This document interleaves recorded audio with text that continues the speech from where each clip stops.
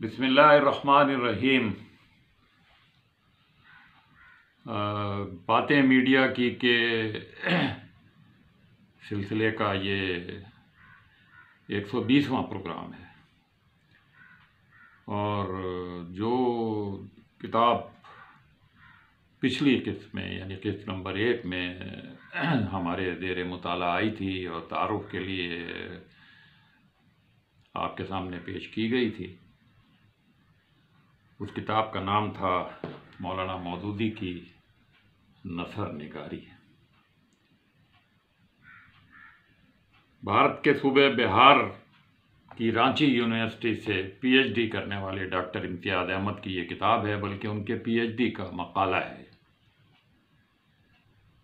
پچھلی قسط میں ہم نے مولانا سید ابوالعلا مودودی رحمۃ اللہ علیہ کے زندگی کے بارے میں ایسے واقعات اور ایسی باتیں آپ کے سامنے پیش کی تھیں جو ہماری دانش میں اتنی زیادہ منظر عام پر نہیں آئی ہیں۔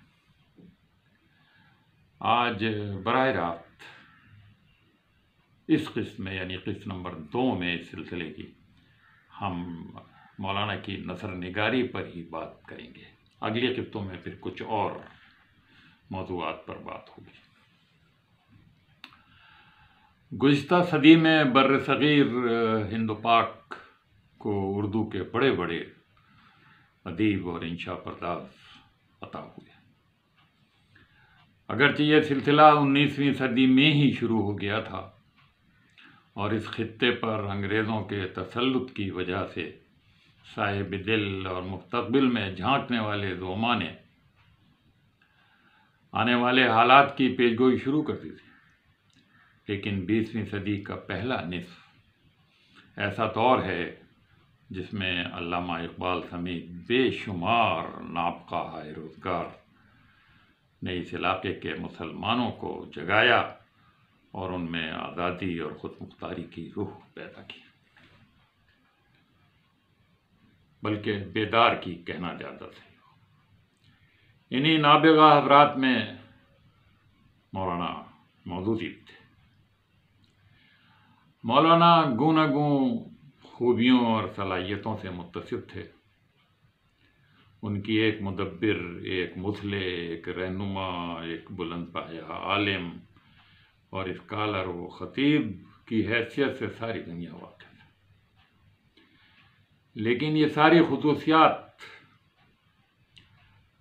جس ذریعے سے، جس صلاحیت کی وجہ سے سامنے آئیں، وہ ان کی انشا پردازی تھی، وہ ان کی نثر نگاری تھی۔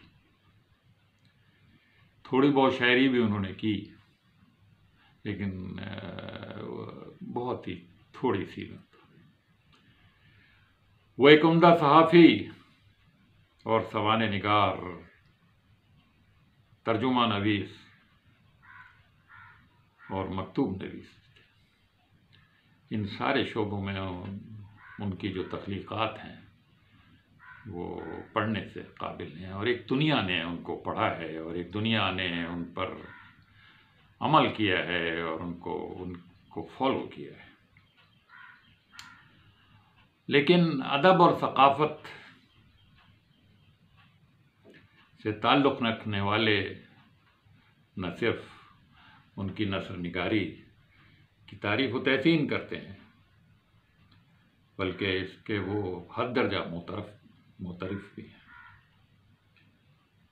انہیں اس شعبے میں صف اول میں جگہ دی جاتی ہے۔ اب آئیے ذرا ان کی رائے سنتے ہیں۔ ممتاز محقق اور ادیب، پنجاب یونیورسٹی کے سابق پروفیسر ڈاکٹر وحید قریشی مرحوم نے لکھا ہے کہ مشکل مسائل کو سیدھے سادے انداز میں پیش کرنے کا جو ڈھنگ مولانا مودودی کو آتا ہے، اس سے ان کی نثر ایک عام قاری کو بھی اپنی طرف اتنی ہی شدت سے کھینچتی ہے جس شدت سے ایک عالم کو۔ مولانا کی نثر میں ایک ادبی شان پائی جاتی ہے۔ وہ بلا شبہ اردو کے ایک صاحب طرز نثر نگار تھے۔ بھارت کے ممتاز عالم دین اور ادیب مولانا ابو الحسن علی ندوی فرماتے ہیں، واقعہ یہ ہے کہ جدید تعلیم یافتہ نسل پر ذہنی و علمی طور پر مولانا مودودی نے گہرا اور نہایت وسیع اثر ڈالا ہے۔ اس اثر انگیزی میں مشکل سے کوئی مسلمان مصنف مفکر ان کا مقابل وہ ہمسر ملے گا۔ ہندوستان کے ممتاز محقق اور دانشور جن کی یہ کتاب ہے ڈاکٹر امتیاز احمد، وہ اس کتاب میں لکھتے ہیں کہ ان کے اسلوب میں زبان کی کرختگی اور اظہار کی ثقالت نہیں ہے، یعنی اظہار میں جو مشکل پن ثقیل الفاظ استعمال ہوتے ہیں وہ نہیں ہے، یہ بہت سادہ اور صاف و شفاف ہے۔ اس اسلوب کا کمال یہ ہے کہ جس موضوع پر لکھا ہے اس موضوع کے لیے ان کا جو طرز اظہار ہے وہی انہوں نے اختیار کیا ہے۔ مثلاً فلسفہ و عمرانیات جیسے ادق موضوعات کے لیے خالص علمی اور منطقی انداز اختیار کیا ہے۔ ٹھیٹھ علمی مضامین اور دینی و ملی مسائل و مباحث کے لیے سنجیدہ اور باوقار طرز استدلال اختیار کیا ہے۔ عام لوگوں کے لیے نہایت سادہ، شگفتہ مگر پرکشش طرز اختیار کیا ہے۔ ممتاز مورخ اور ادیب رئیس احمد جعفری لکھتے ہیں کہ بچپن سے مولانا کے افکار دماغی، زور قلم اور متوازن رائے کا سکہ دل پر بیٹھا ہوا ہے۔ یہ وہی صحافی تھا جس نے اپنی نوجوانی کے زمانے میں جمعیت علماء ہند کے ترجمان الجمعیت کی ادارت ہاتھ میں لی اور اسے ہندوستان کے بلند پایہ اخبارات کی صف اول میں پہنچا دیا۔ مشہور مصنف مولانا سید مناظر احسن گیلانی کہتے ہیں، قدرت نے انہیں ایسا قلم دیا تھا کہ وہ دین کی مشکل اور فلسفیانہ باتوں کو آسان مثالوں اور سہل اور جدید اسلوب بیان سے دل میں اتار لیتے ہیں، اور ہماری نئی نسل کے تقاضوں، ذہنی تقاضوں کے مطابق قلم اٹھاتے اور ان کے دماغوں کو اپنے سحر سے مسحور کر لیتے ہیں۔ مولانا مودودی رحمۃ اللہ علیہ کی ادبی زندگی کو 3 ادوار میں تقسیم کیا جا سکتا ہے۔ پہلا دور اگر 1920 سے 1930 تک شمار کیا جائے تو اس میں وہ بطور صحافی ایک نمایاں شخصیت کے حامل نظر آتے ہیں۔ اس دور میں انہوں نے مختلف بڑے اخباروں اور رسالوں کی ادارت کی، اداریے لکھے، مضامین لکھے، الجہاد فی الاسلام جیسی معرکۃ الآراء کتاب لکھی جو اردو نثر کی بہترین مثال ہے۔ بقول ڈاکٹر امتیاز احمد، شبلی و حالی اور نذیر و آزاد نے اردو نثر کو جس منزل پر چھوڑا تھا وہیں سے مولانا مودودی نے اپنے علمی و ادبی سفر کی شروعات، یعنی الجہاد فی الاسلام سے انہوں نے جو شروعات کی ہے وہ کی۔ دوسرے دور کو اگر ہم 1930 سے 1950 تک گن لیں، اس وقت مولانا کا ذہن جماعت اسلامی کی تشکیل اور ایک فکری اور نظری انقلاب کی تہذیب و ترتیب میں مصروف تھا۔ اس دور میں جو کمالات ظہور پذیر ہوئے ان میں دینیات، خطبات، سود اور پردے کو شامل کیا جا سکتا ہے۔ ان کتب میں جو اسلوب ابھر کر سامنے آتا ہے وہ اردو نثر میں روانی و برجستگی، شگفتگی اور شائستگی سے عبارت ہے۔ ترجمان القرآن کا اجرا بھی اسی دور میں ہوا۔ تیسرا اور آخری دور ان کے طرز نگارش کے عروج کا دور ہے۔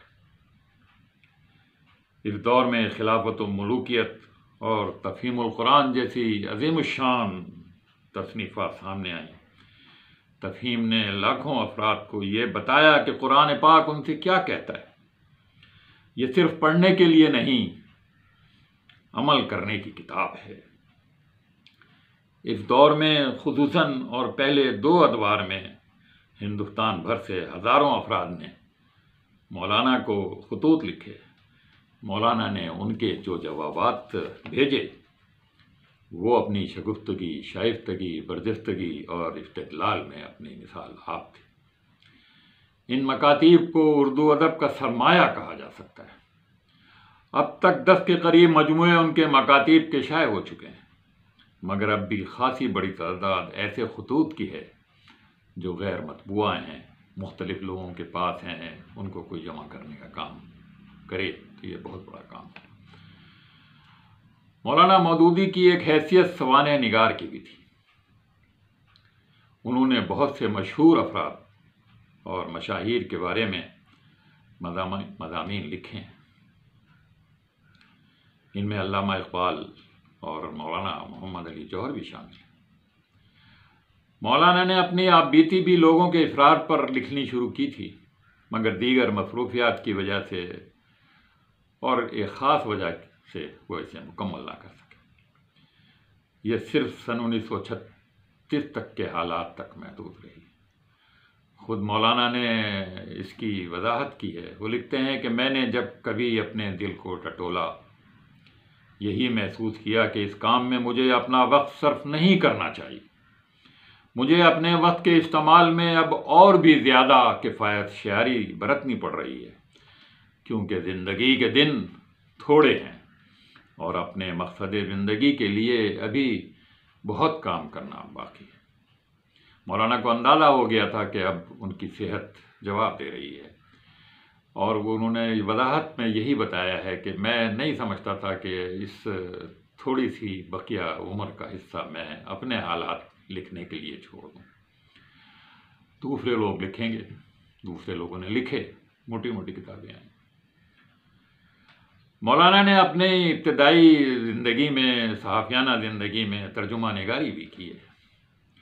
اخبارات میں بھی ترجمہ کیا ہے، مضامین لکھے ہیں اور کتابوں کا ترجمہ بھی کیا ہے.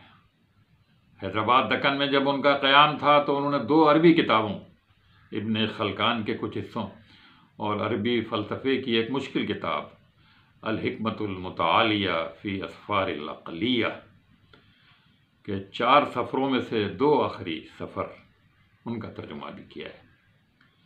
اس کے علاوہ قاسم امین بے کی کتاب المرأۃ الجدیدہ کا ترجمہ بھی اسی ابتدائی زمانے میں کیا گیا.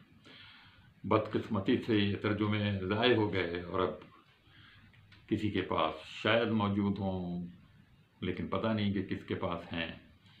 بہرحال یہ ترجمے یعنی اس شعبے میں بھی مولانا کسی سے پیچھے نہیں تھے.